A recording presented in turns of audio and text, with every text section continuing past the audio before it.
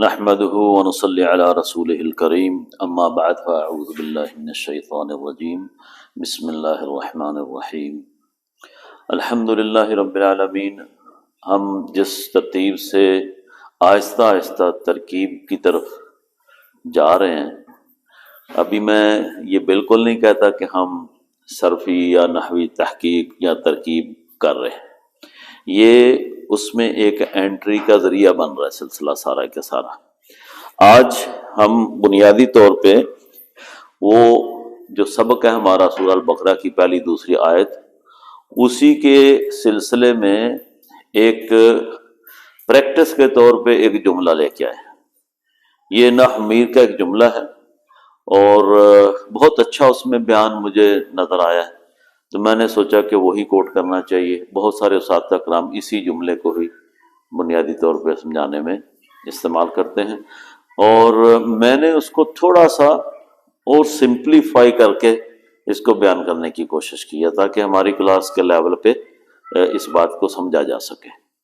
ہم نے جو کچھ پڑھا ہوا ہے صرف اسی والے سے بات ہوگی، اگر کچھ بات رہ گئی تو اس کا مطلب ہے کہ اس کو ہم پھر سے کریں گے، اسی جملے کو بھی پھر کبھی وقت آئے گا تو کر لیں گے۔ تو ایک چیز کا اضافہ کرتے ہیں کہ جو عرب لوگ یا نحوی صرفی ترکیب کرنے والے ہیں، وہ ترکیب کا ترجمہ یہ کہتے ہیں کہ ترکیب تحت المعنی، یعنی اگر جملے کا آپ کو معنی نہیں آتا، ترجمہ نہیں آتا، تو آپ ترکیب کرنے میں بہت بڑی غلطی کر سکتے ہیں، بھلے آپ کو قوانین آتے ہو۔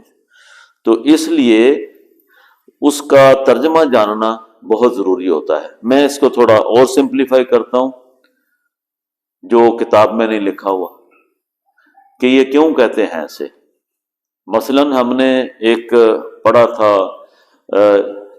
جملہ فعلیہ ارسلناک، ارسلناہ، ارسلہ، اس کے ساتھ ہم نے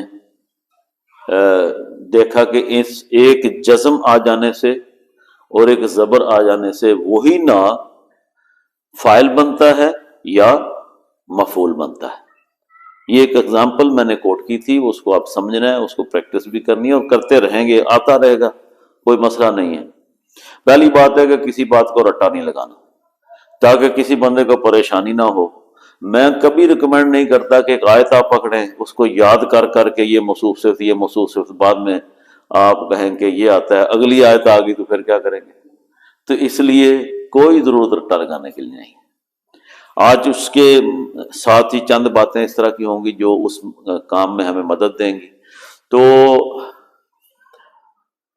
اگر ترجمہ آتا ہو جملے کا تو پھر بندے کو یہ پتا ہوتا ہے کہ فاعل، کام کرنے والا کون ہے اپنی زبان میں، جس پہ کام کا اثر ہو رہا ہے مفعول وہ کون ہے، جس کے لیے کام کیا گیا وہ کیا ہے، یہ کام کرنے کی وجہ کیا تھی، یہ کیا ہے، ٹھیک ہے۔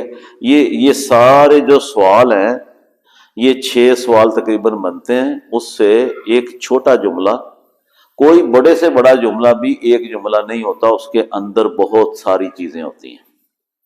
آج کا مین ٹاپک بھی یہی ہے۔ آپ بڑے سے بڑے جملہ بھی کو حل کر لیں گے، آج کے جملے کے بعد تھوڑی سی اویئرنیس اس میں اضافہ کرے گی اور انشاءاللہ ہم اس تک پہنچ جائیں گے بڑی آسانی سے۔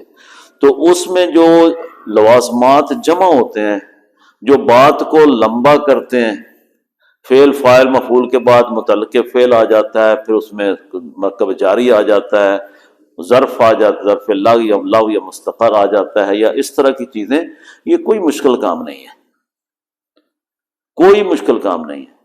آپ نے سب سے پہلے کوشش کرنی ہے کہ ترجمہ، جس بھی جملے کا آپ نے ترکیب کے بارے میں سوچنا ہے تو اس کا ترجمہ سمجھ کے دوسرا کام کیا کرنا ہے کہ اس کے اندر اسم، فعل، حرف کی پہچان کرنی۔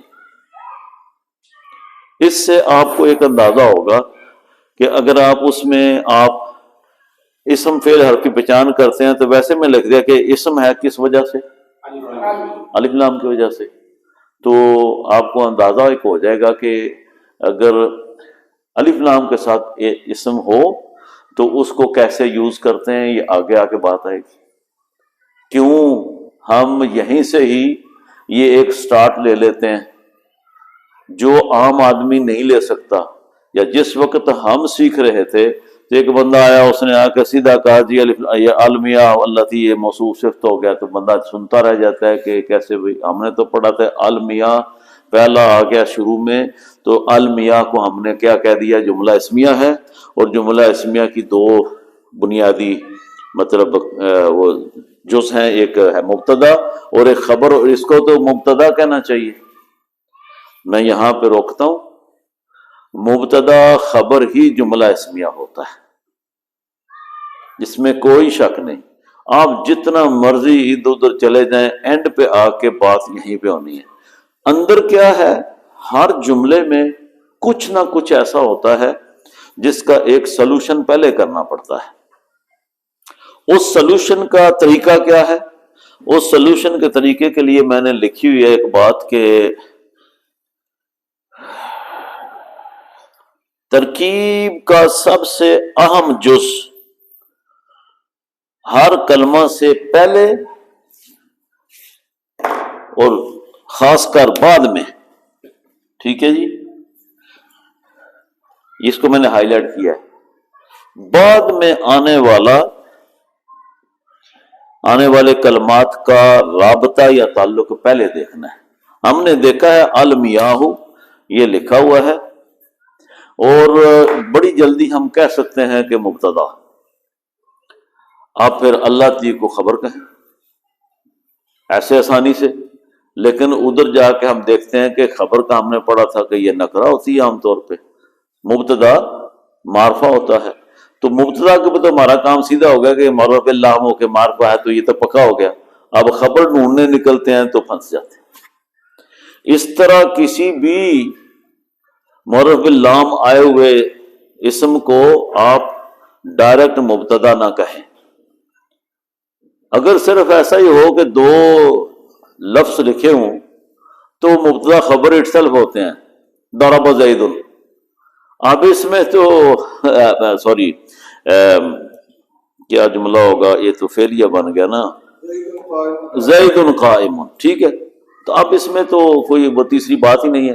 لیکن یہ جو ہمارا جملہ ہے اس میں تو بھائی 1 2 3 4 5 6 7 کلمے ہیں، اور ان 7 میں ان کا اپنا ایک بہا، ایک ڈوول کلمہ ہے، مرکب ہے، ٹھیک ہے، یہ اس کا بھی ایک مرکب بنے گا، یہ خود ایک مرکب ہے، فعل با فاعل، صحیح ہے۔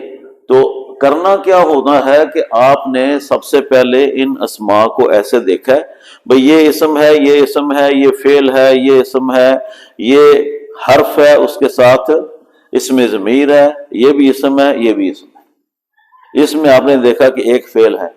اگلا فیز کیا ہوتا ہے؟ اسم کون سا ہے، فعل کون سا ہے، اس کے لیے ہمیں جا کے صرف میں دوبارہ سے ریلیٹ کرنا ہے۔ فعل ماضی ہے، اس کا کون سا صیغہ ہے؟ معروف ہے، مجہول ہے، مثبت ہے، منفی ہے، یہ ساری چیزیں ہمیں آتی ہیں۔ ہم اس طرح اگر گن کے لائیں گے تو مشکل ہو جائے گی، جو فعل سامنے آئے گا اس کے اوپر ہم بات کریں گے۔ تو ہمیں پتہ چلا کہ یہ یا علامت مضارع لگی ہے، ہم نے اس کو فعل کوٹ کیا، تو اس کا مطلب فعل مضارع ہے، اتنا ہی بس کافی، یہ فعل مضارع ہے۔ اس کے بعد جب صرفی اس کی تحقیق کریں گے، اس کا بنانا جو ہے مادہ نکالنا، وہ بات کی بات ہے۔ تو آپ نے جب یہ کر لیا ہے، اس کے بعد یہ دیکھنا ہے کہ المیاہ ہمیں مبتدا نظر آ رہا ہے، لیکن یہ جملہ بڑا امپورٹنٹ ہے کہ اس کے آگے، اس کے بعد میں آنے والا کون سا کلمہ ہے۔ آپ نے دیکھا ہے جی اللہ تی ہے، دیکھنا ذرا کیا ہوتا ہے، آپ کو یہ پتا ہے یہ تو اس میں موصول ہے، اچھا اس میں موصول میں کیا ہے، یہ واحد مؤنث ہے۔ اچھا دیکھیں یہ باتیں چھڑتی کیسے ہیں،